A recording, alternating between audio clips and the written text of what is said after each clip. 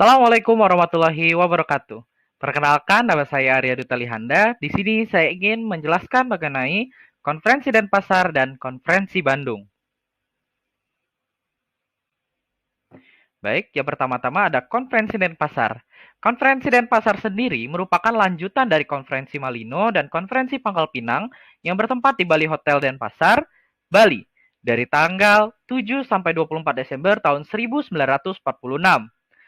Karena adanya perbedaan pendapat dan konflik politik antara Kalimantan Barat dan Selatan untuk bekerja di bawah satu unit pemerintahan, maka peserta konferensi Denpasar hanya terdiri atas perwakilan Indonesia Timur dan ditambah dengan perwakilan golongan minoritas seperti Belanda, Cina, dan Timur asing lain. Total peserta dari konferensi ini adalah 70 orang. Masih di konferensi Denpasar, konferensi ini diawali dengan pertemuan tidak resmi sejak 7 Desember dan dipimpin oleh Komisaris Pemerintah untuk Kalimantan dan Timur Besar, Dr. Wehoven. Pembukaan resmi dilakukan oleh Letnan Gubernur Jenderal Van Mook pada tanggal 18 Desember dan ditutup pada 24 Desember tahun 1946.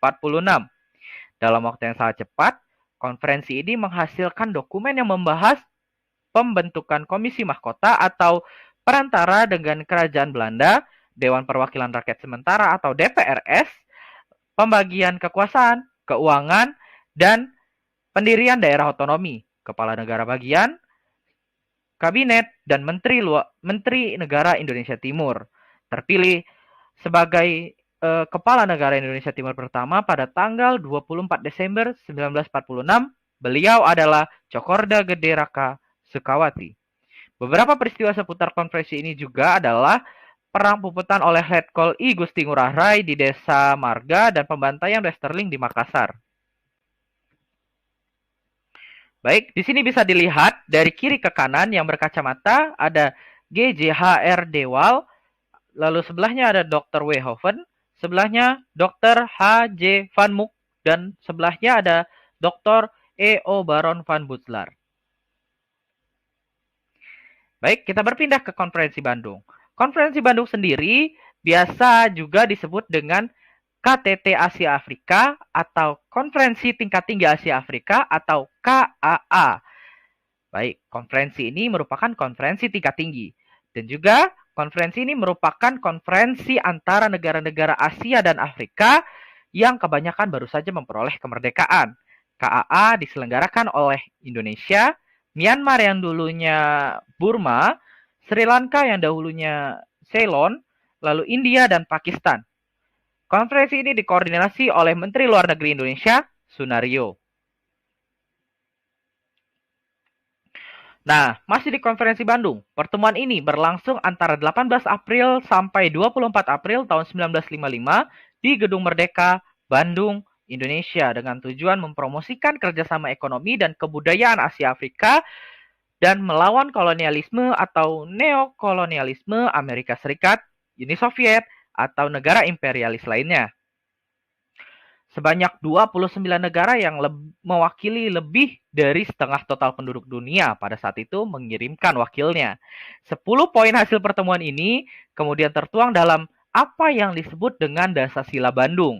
Setelah ini akan saya tunjukkan apa saja isi Dasasila Bandung itu. Nah, Dasasila Bandung sendiri itu berisi tentang pernyataan mengenai dukungan bagi kerukunan dan kerjasama dunia. Dasar-sila Bandung ini memasukkan prinsip-prinsip dalam piagam PBB dan prinsip-prinsip Nehru. Konferensi ini akhirnya membawa kepada terbentuknya gerakan non-blok pada tahun 1961. Gerakan non-blok sendiri ini merupakan salah satu organisasi internasional yang terdiri dari 100 negara lebih yang dimana mereka mengakui bahwa mereka tidak beraliansi dengan kekuatan besar apapun atau bersifat netral. Karena pada saat gerakan non-blok ini terjadi atau konferensi Bandung ini, itu saat itu terjadinya perang dingin antara blok barat dan blok timur. Baik, seperti yang saya janjikan tadi, saya di sini telah menunjukkan isi dari Dasasila Bandung itu. Untuk Dasar Sila Bandung sendiri di sini bisa dibaca. Saya akan bacakan 3 poin saja.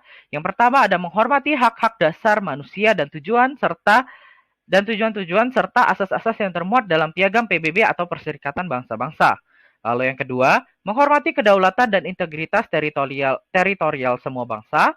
Yang ketiga, mengakui persamaan semua suku bangsa dan persamaan semua bangsa besar maupun kecil. Baik, sisanya mungkin bisa dibaca sendiri. Mungkin cukup sekian dari saya. Terima kasih. Apakah ada yang ingin ditanyakan? Baik, saya menerima pertanyaan dari Alia yang dikirim melalui pesan WhatsApp. Baik, pertanyaan dari Alia adalah apa yang memicu terjadinya konferensi Bandung? Baik, seperti yang saya sudah katakan di awal, konferensi Bandung ini terjadi dipicu karena terjadinya perang dingin antara salah satu pemicu dari konferensi Bandung. Pemicu terjadinya konferensi Bandung ini adalah karena adanya perang dingin antara blok barat dan blok timur, sehingga yang dimana ini akan mengarah pada GNB atau Gerakan Non-Blok pada 1961. Seperti itu. Dan di sini juga sudah tertulis ya, bahwa Konferensi Bandung ini bertujuan untuk mempromosikan kerjasama ekonomi dan kebudayaan Asia Afrika, serta melawan kolonialisme atau neokolonialisme seperti Amerika Serikat, Uni Soviet, atau negara imperialis lainnya. Baik, saya menerima pertanyaan kembali melalui pesan WhatsApp dari Naila. Pertanyaan dari Naila adalah, apa yang dimaksud dengan prinsip-prinsip Nehru? Seperti apa contohnya? Baik, terima kasih Naila sebelumnya atas pertanyaannya.